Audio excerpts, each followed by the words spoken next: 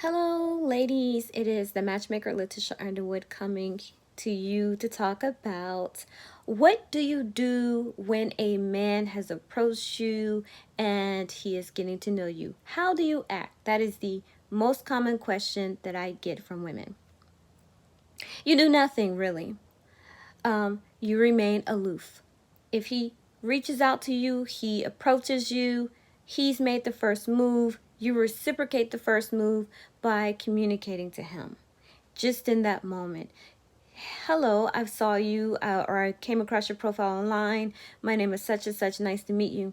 Hello, my name is Letitia. Nice to meet you as well. And then he's going to start, he should initiate the song and dance because if anybody's taken classical dance, right, like the classics, ballet, ballroom dancing, right, the man leads and the woman follows. So in that regard, the man should be leading the engagement and you follow, which means he initiates, you reciprocate. How this goes is he gets your number, he'll text, he'll talk every now and again, and you remain aloof. You are not reaching out to him, you are not initiating any contact, any conversations. He is the one doing all the initiating and you are reciprocating and responding back. How it's going to look is he's going to probably call you, text you, you're talking throughout the day. You may not, or not, not that much, little conversation, and then he's busy, so he goes about his business. Then the next day, you may hear from him or you may not. That does not mean you go and you reach out to him and then you text him and start talking to him. No. So then you'll hear from him the next day, later that day, early in the morning, later that day. Remember, do not get frustrated, flustered, anxious. You don't know each other. He's just getting to know you.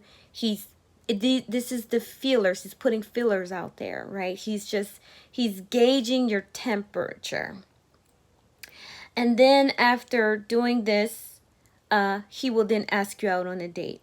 Once you go out on the date, afterwards, if you go on the date, there's chemistry there, there's a mutual attraction, there's mutual chemistry, he wants to see you again. Once he makes that initial contact after the first date and you have a second date planned, then you can hey, good morning, because now you're moving into a different stage. Now you're about to actually start engaging in courtship and dating. But prior to that, the woman must remain aloof, and I will tell you why. If you're not remaining aloof, you are doing all of the work. You are going to start doing all the work. He cannot gauge your temperament. He cannot gauge your temperature properly. Also, it's putting you in your masculine energy. You're setting yourself up to have to do more work than you desire in a relationship because that's what he's going to come to expect of you. Plus, what's going to happen is you're going to attract a man who is definitely going to expect that of you. You doing all the work. If you're doing so much work during the getting to know you phase, he's going to see, oh, this is a woman that I could be interested in. And yes, he's going to take you out and you may get into a relationship. But guess what? You're setting yourself up to be in a relationship where you're going to have to do a lot of the work, a lot of the heavy lifting to progress the relationship. And it should be both sides. You both should be, the way the relationship progresses is you both are putting effort and work. But if you are not remaining aloof during that getting to know you phase, then you too can't even gauge his temperature, right? You do have to be careful of the narcissist or the toxic men, the love bombers. Texting and calling often is a way for a man to love bomb you because most men are so aloof that when a woman gets a man who is contacting her and reaching out to her, which looks like it's consistent, then she's going to start saying, oh, this man is putting in effort, this man wants me, not realizing that this could be a potential love bombing situation. If he is texting you all day, he is calling you all day, he gets a little, little antsy or frustrated, passive aggressive about you not responding on time, you not picking up the phone. Now, again, this is during the getting to know you phase. If he is a little antsy or anxious or a little frustrated or passive aggressive about you not responding on time, you not answering, you're not picking up the phone, that is a red flag. You need to have a healthy balance in the getting to know you phase, right? A man has to have a healthy balance, and that's how you see he has a healthy balance. In the getting to know you phase, there's no expectations. You're just seeing what he's about, seeing how he moves, gauging his interests. So he's not going to reach out to you. A healthy man, a non-toxic man, is not going to reach out to you all the time, right? It's going to be here and there. And you remain aloof.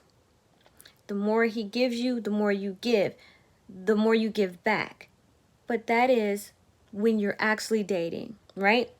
So you're talking here and there, and then he sets up a date. Then you go on a date, mutual attraction, mutual chemistry. You want to see each other again, and then you start to flow into dating. And that's when you switch and you become more open, more initiating. Hey, good morning. Nice to see you. Nice to talk to you. Or how's your day going? Things of that nature.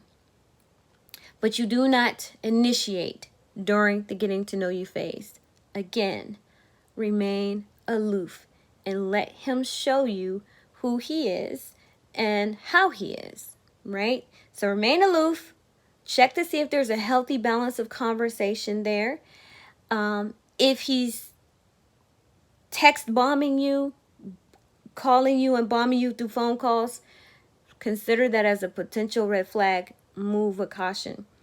If he passive aggressively tries to get you to initiate with him during that phase, consider that as a red flag. So, again, in the getting to know you phase, always remain aloof. Let the man do the heavy lifting. Once you're officially dating, that's when the woman then starts to reciprocate in a different way, right? So, all right, with that being said, this is the matchmaker Letitia Underwood, and I am out.